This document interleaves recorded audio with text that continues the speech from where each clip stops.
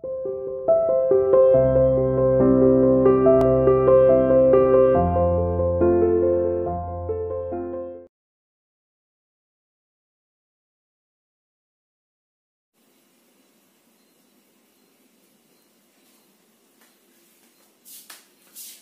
students, how are you बच्चे?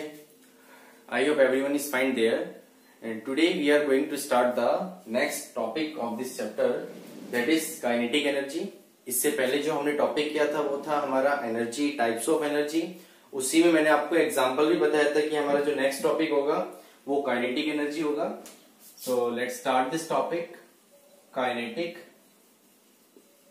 Energy. What is the kinetic energy?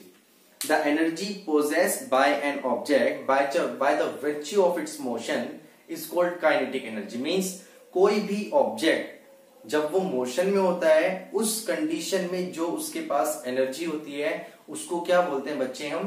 Kinetic energy.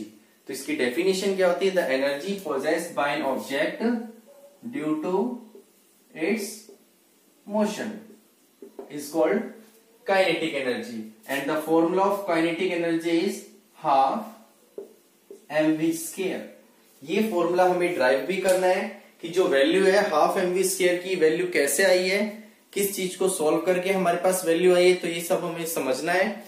तो पहले हम इसके कुछ एग्जांपल्स लेते हैं कि हम किस किस ऑब्जेक्ट्स को ये बोल सकते हैं कि it possesses the kinetic energy और not. For example a moving car, कोई भी कार है अगर वो मोशन में है इट मीन्स क्या प्रेजेंट है उसमें? It possesses the kinetic energy.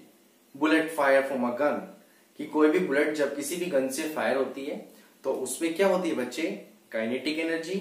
A moving cricket ball, हम रनिंग कर रहे हैं तो रनिंग करने के दौरान हमारे पास जो एनर्जी है this is the kinetic energy. Flowing water, कोई भी पानी अगर बह रहा है तो किसी न किसी स्पीड के साथ तो बह रहा है, किसी न किसी वेलोसिटी के साथ तो वो फ्लो कर रहा है, तो उस कंडीशन के अंदर क्या है उसके पास? काइनेटिक एनर्जी है. तो it means you can say that every object which is in motion always possesses the kinetic energy, कि ऐसा कोई भी ऑब्जेक्ट जो मोशन में होगा हमेशा उसके पास काइनेटिक एनर्जी प्रेजेंट होगी. और इसके just opposite the object which is in rest position does not possess the kinetic energy, क्योंकि उस कंडीशन में अगर कोई ऑब्जेक्ट रेस्ट पोजिशन में बेटा तो v की वैल्यू क्या हो गई? 0. और अगर आप इसमें वैल्यू पुट करोगे 0 तो क्या हो जाएगा? Kinetic energy is also 0. So this is the kinetic energy, कि the energy possessed by an object due to its motion is called kinetic energy. अब हम इसका डेरिवेशन शुरू कर रहे हैं कि डेरिवेशन के अकॉर्डिंग हम कैसे बोल सकते हैं कि काइनेटिक एनर्जी क्या होती है. देखिए, कोई भी ऑब्जेक्ट अगर रेस्ट पोजीशन में रखा हुआ है और हम उस पर फोर्स अप्लाई कर रहे हैं, क्या अप्लाई कर रहे हैं? फोर्स अप्लाई कर रहे हैं. तो फोर्स अप्लाई करने से जैसे ही वो मोशन में आता है कुछ ना कुछ क्या कर रहा है? वो डिस्टेंस ट्रेवल कर रहा है. इट मींस हमने क्या किया उस ऑब्जेक्ट पर? कुछ ना कुछ वर्क किया है.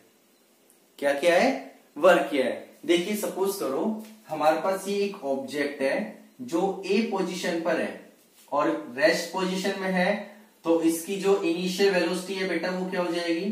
0 मीटर पर सेकेंड. जैसे ही मैं इस ऑब्जेक्ट के ऊपर यहां से फोर्स अप्लाई करता हूं, कौन सा फोर्स? F फोर्स अप्लाई करता हूं मैं इस ऑब्जेक्ट पे. F फोर्स अप्लाई करते के साथ ही ये ऑब्जेक्ट क्या कर रहा है जी? डिस्टेंस ट्रेवल कर रहा है. S डिस्टेंस इसने ट्रेवल किया और जो B पोजीशन पर जब ये ऑब्जेक्ट पहुंचता है तो इसकी जो वेलोसिटी वो कितनी हो गई जी? Final velocity is v meter per second हम ले सकते हैं. मींस हमने ऑब्जेक्ट लिया, इस ऑब्जेक्ट का मास क्या है? m, and that is also the mass. और ये किस वेलोसिटी के साथ मूव कर रहे हैं? यहाँ पर v वेलोसिटी के साथ, v पॉइंट पर भी. और स्टार्टिंग किससे? किसने? रेस्ट पोजीशन से. मींस जैसे ही हमने इसके ऊपर फोर्स अप्लाई किया तो फोर्स क्या ला रहा है? इसको मोशन के अंदर ला रहा है. कुछ ना कुछ क्या कर रहा है? डिस्टेंस ट्रेवल कर रहा है. So in this condition the kinetic energy of an moving object with a certain velocity is equal to the work done on it to make it acquire that velocity. Means कि जो kinetic energy है वो किसकी equal है? Kinetic energy बेटा जितना हम इस ऑब्जेक्ट को v वेलोसिटी एक्वायर करने में वर्क डन कर रहे हैं उसी की इक्वल क्या है यहाँ पर? Kinetic energy. Is it clear? अब देखिए, जब काइनेटिक एनर्जी हमारे पास वर्क के इक्वल है तो यहां पर क्या लिख रहे हैं हम, kinetic energy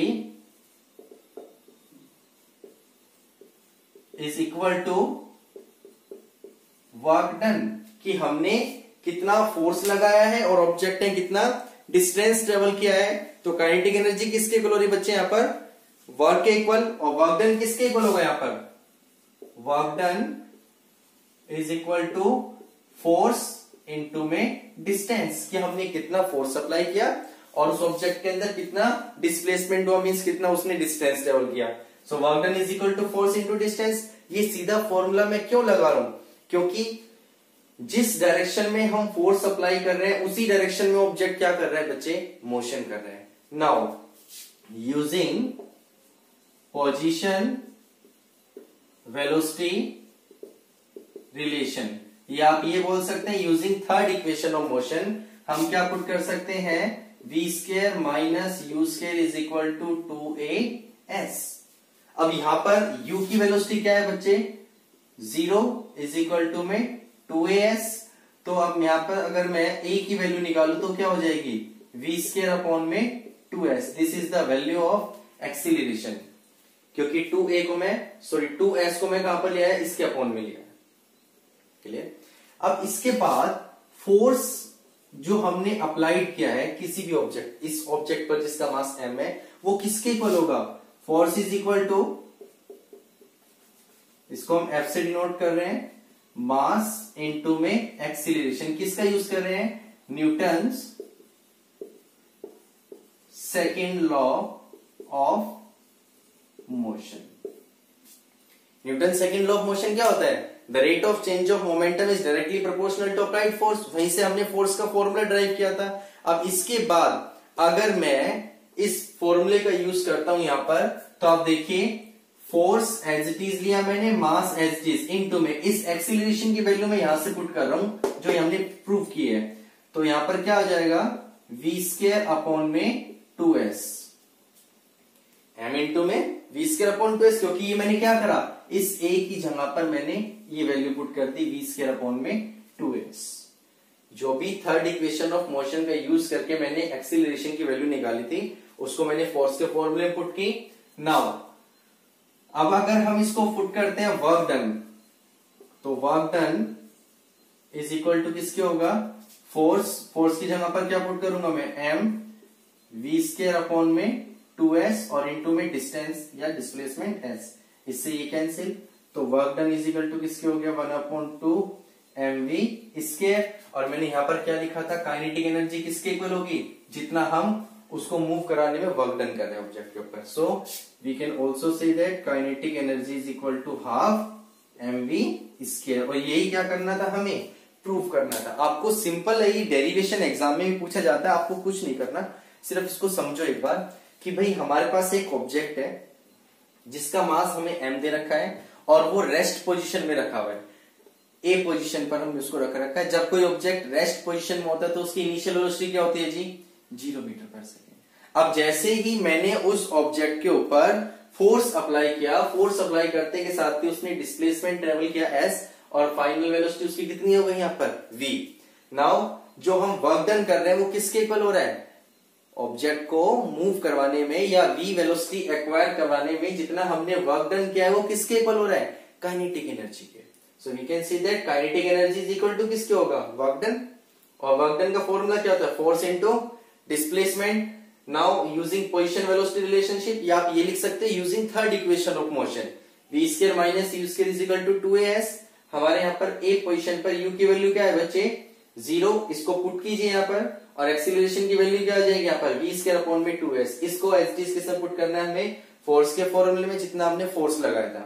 this is equal to mass into में एक्सीलरेशन, और यहाँ पर अगर आप वैल्यू पुट करते हैं तो क्या होगा, v स्क्वायर अपॉन में s, और इस फोर्स की वैल्यू को अगर मैं वर्क डन में पुट करता हूं तो वर्क डन किसके इक्वल हो जाएगा, यहाँ पर मास को मैंने इसको एस पुट करा, f की जगह पर क्या पुट करा, mv स्क्वायर अपॉन में 2s, और इनटू में s से s cancel, w is equal to किसके आ गया, हाफ mv स्क्वायर, और वर्क डन किसके इक्वल था, काइनेटिक एनर्जी के। So kinetic energy is also equal to half mv square. This is the derivation for the kinetic energy.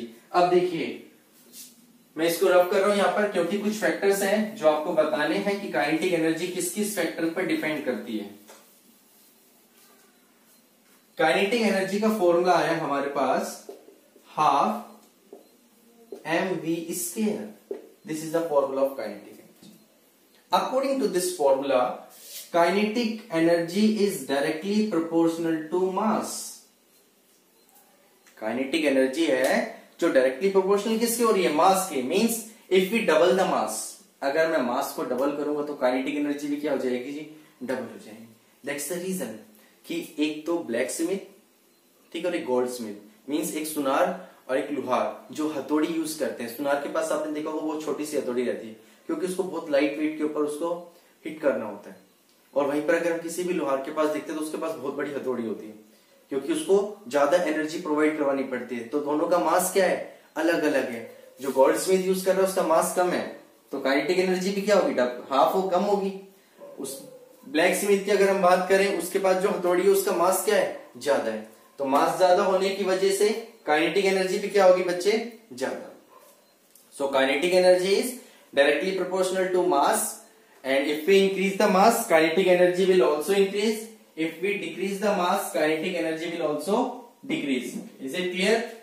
Second factor इसके अंदर आता है यहां पर कि अगर हम काइनेटिक एनर्जी के सेकेंड फैक्टर की बात करें, it is directly proportional to square of velocity.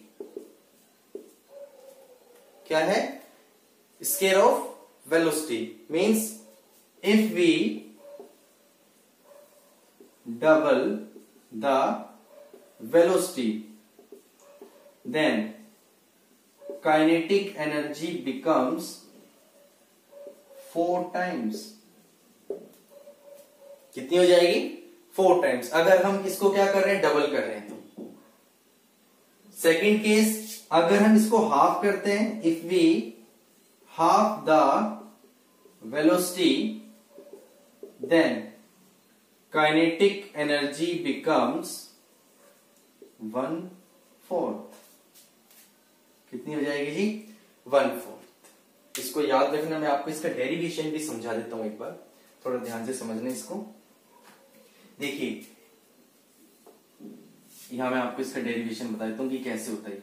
एक ऑब्जेक्ट है जिसका मास कितना गिवन है हमें, m, वेलोसिटी कितनी गिवन है बच्चे, v, तो इसकी काइनेटिक एनर्जी कितनी हो जाएगी, हाफ mv स्क्वायर।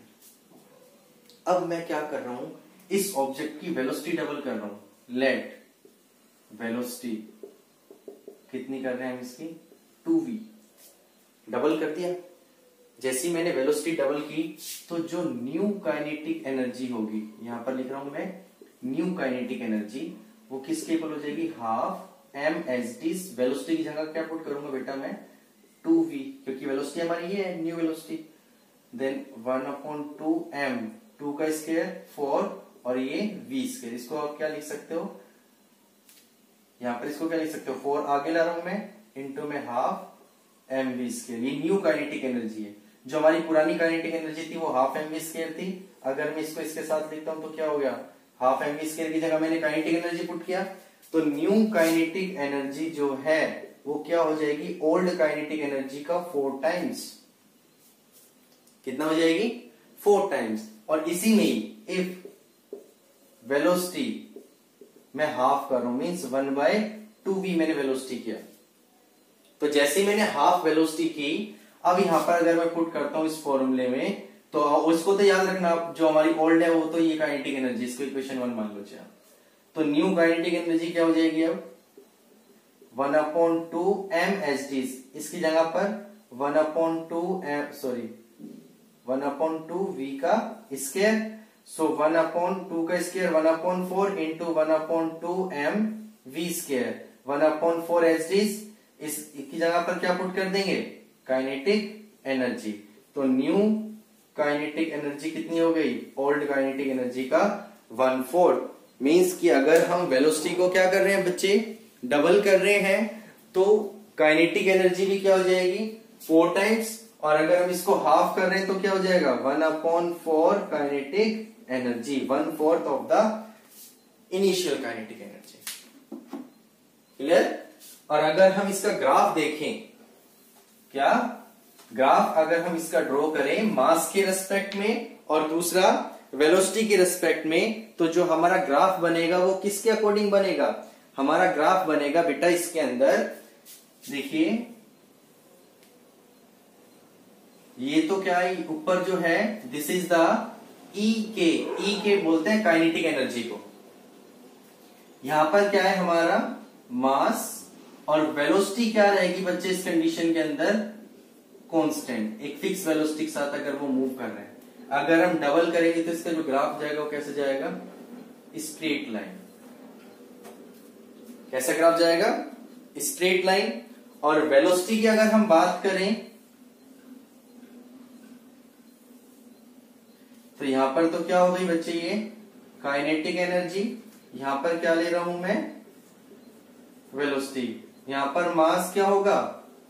कांस्टेंट। तो जो ग्राफ जाएगा वो इस अकॉर्डिंग जाएगा। ग्राफ किस अकॉर्डिंग जाएगा? इसको हम थोड़ा सा और ऊपर ले सकते हैं, इस ग्राफ को यहीं से उठाते हुए। This is the graph for the kinetic energy. आपको याद रखना है ये ग्राफ किस चीज का है? मास के रेस्पेक्ट में ग्राफ है कि अगर हम मास को इंक्रीज करेंगे तो काइनेटिक एनर्जी पर क्या फर्क पड़ेगा। और ये किस चीज का है? अगर हम वेलोसिटी को इंक्रीज करेंगे तो काइनेटिक एनर्जी के ऊपर क्या इफेक्ट पड़ेगा। Is it clear? चलिए नेक्स्ट इसमें हमारा कंसेप्ट आता है relationship between kinetic energy and momentum. Relationship between kinetic energy and momentum. देखिए जी, काइनेटिक एनर्जी का फॉर्मूला क्या होता है? Half mv square. और मोमेंटम का फॉर्मूला क्या होता है बच्चे? मास इनटू वेलोसिटी, p से डिनोट करते हैं मोमेंटम को।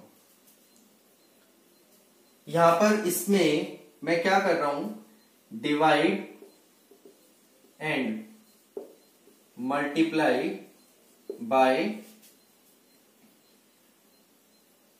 m on the right hand side. हम राइट हैंड साइड के अंदर m से मल्टीप्लाई कर रहे हैं और m से ही क्या कर रहे हैं बच्चे? डिवाइड कर रहे हैं। तो देखिए क्या होगा?